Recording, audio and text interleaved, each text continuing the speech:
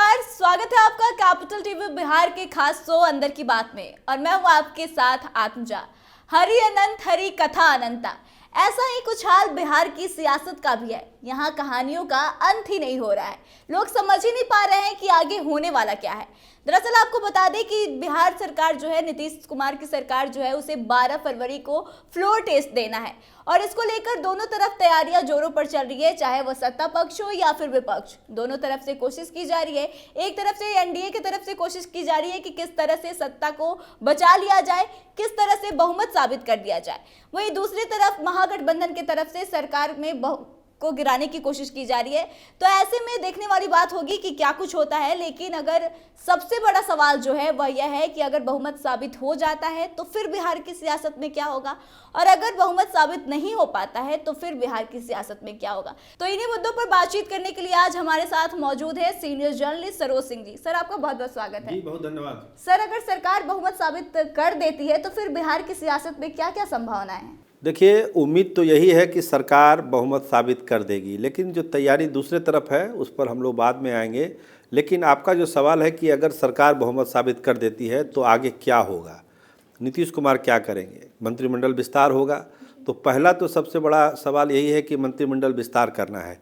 अभी तक विस्तार नहीं हो रहा है, इसलिए को लेके कि वोट ऑफ कॉन्फिडेंस के बाद हम करेंगे, क्योंकि पहले करेंगे तो रायता और फैल जाएगा। तो उम्मीद है और इंतज़ार भी है विधायकों को, जिनको मंत्री बनना है, कि वोट ऑफ कॉन्फिडेंस सरकार जीत ले, उसके बाद हम आगे बढ़ेंगे। लेकिन कुछ चीज़ें और हैं अंदर की बात के दर्शकों को ये समझना ज़रूरी है।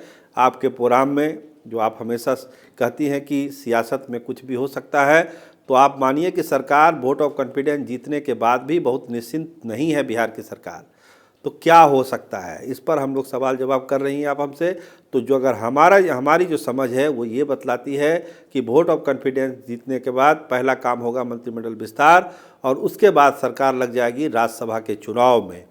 कि जो राज्यसभा का चुनाव 6 सीटों पर होने वाला है उसको किसी तरह बढ़िया से निपटा दिया जाए, चुनाव की नौबत नहीं आए तो ज़्यादा अच्छा है। ये अगर सरकार करा लेती है, उसके बाद 2 बड़े फैसले नीतीश कुमार ले सकते हैं, जो हमारी सोर्स बताते हैं। सर, वो फैसले क्या हो सकते हैं, ये भी बता दीजिए।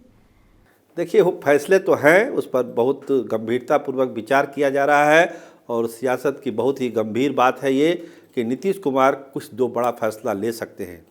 क्योंकि जो सरकार अभी चल रही है उसमें, और जो गठबंधन हुआ है भाजपा के साथ, उसमें नीतीश कुमार की शर्त यही है कि विधानसभा का चुनाव भी साथ साथ होना चाहिए। और जो सीटें बटी थी पिछले विधानसभा में 2020 में, उसी रेशियो में भाजपा और जनता दल यूनाइटेड के बीच सीटें बंटनी चाहिए।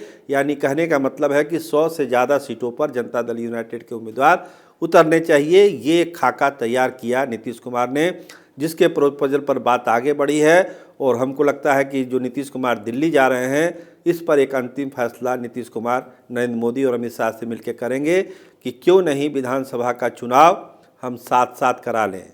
देखिए, नीतीश कुमार तर्क भी दे सकते हैं कि आप 1 नेशन 1 इलेक्शन की बात करते हैं, तो बिहार तो एकदम आइडियल स्थिति है, आप क्यों नहीं करा लेते हैं। कमेटी बनी हुई है, सब चीज़ है, हम तो खुद प्रपोजल दे रहे हैं कि साथ चुनाव कर लीजिए। क्योंकि फ़ायदा उसमें नीतीश कुमार को है, क्योंकि नीतीश कुमार को भी लगता है कि अगर एक बार लोकसभा का चुनाव हो गया तो उसके बाद उनकी बार्गेनिंग ताकत कम होगी और भाजपा उनकी सब शर्तों को नहीं मानेगी। तो इससे अच्छा है कि पहले ही सारा तय कर दिया जाए कि साथ साथ चुनाव करा दिया जाए। पार्टी भी बचेगी, विधायकों की संख्या भी बढ़ेगी, लोकसभा का रिजल्ट भी अच्छा आएगा। ये तैयारी नीतीश कुमार की तरफ से है।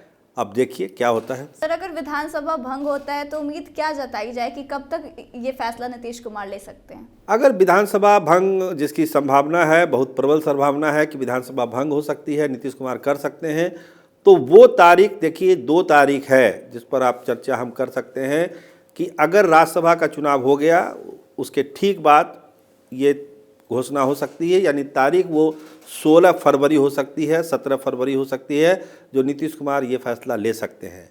अगर वोट ऑफ अकाउंट नहीं आया, अगर बजट आया, फुल बजट आया, तब ये फैसला आगे टलेगा और वो तारीख हो सकती है 1 मार्च या 2 मार्च को ये फैसला हो सकता है बजट सत्र के बाद। लेकिन नीतीश कुमार की पूरी कोशिश होगी कि विधानसभा भंग हो, साथ में चुनाव हो, ताकि जनता दल यूनाइटेड बचा रहे, पार्टी जो है अपर करे, 45 का जो दाग है वो मिटे और वो संख्या 80-90 तक चली जाए। सर, अगर बहुमत साबित नहीं कर पाते हैं 12 फरवरी को, तो फिर क्या हो सकता है? देखिए, तब तो बड़ी विचित्र स्थिति हो जाएगी एनडीए के लिए, खासकर भाजपा के लिए और नीतीश कुमार के लिए, क्योंकि जो तैयारी है आरजेडी खेमे से, हम लोग लगातार खबर भी कर रहे हैं और आपने एक्सक्लूसिव खबर भी दी थी हमको कि कुछ विधायक जो है नेपाल भी चले गए हैं और उनसे संपर्क नहीं हो पा रहा है। तो उस पर सच्चाई भी है उस खबर में, लेकिन उसको ट्रेस आउट कर लिया गया है। तो आरजेडी की तैयारी है कि फ्लोर पर सरकार को गिरा दिया जाए, क्योंकि जो एक तेजस्वी को लेकर सपना लालू प्रसाद ने संजो रखा है, वो उसको साबित करने का, उसको साकार करने का यही एक अंतिम मौका है। फ्लोर पर अगर सरकार गिर जाती है तो मान के चलिए कि उसके बाद विधायकों को मैनेज करना, मतलब बहुमत से और ज़्यादा, एक तो बहुमत होगा तभी सरकार गिरेगी, जब क्रॉस वोटिंग होगी तभी सरकार गिरेगी, लेकिन एक अस्थायी सरकार बनाने का रास्ता तेजस्वी यादव के लिए लालू प्रसाद खोजेंगे।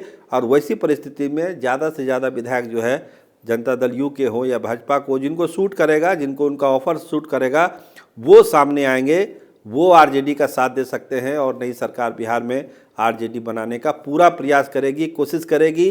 बनना ना बिगड़ना फ्लोर पर निर्भर करेगा, लेकिन कोशिश आरजेडी के लोग पूरा करेंगे कि सरकार बन जाए। सर, आपका बहुत बहुत धन्यवाद। जी, बहुत। तो देखिए, जैसा कि हमने पहले ही आपको बताया कि बिहार में कथाएं अनंत हैं, कब क्या हो जाए किसी को नहीं पता। अभी 12 फरवरी को नीतीश सरकार को फ्लोर टेस्ट देना है।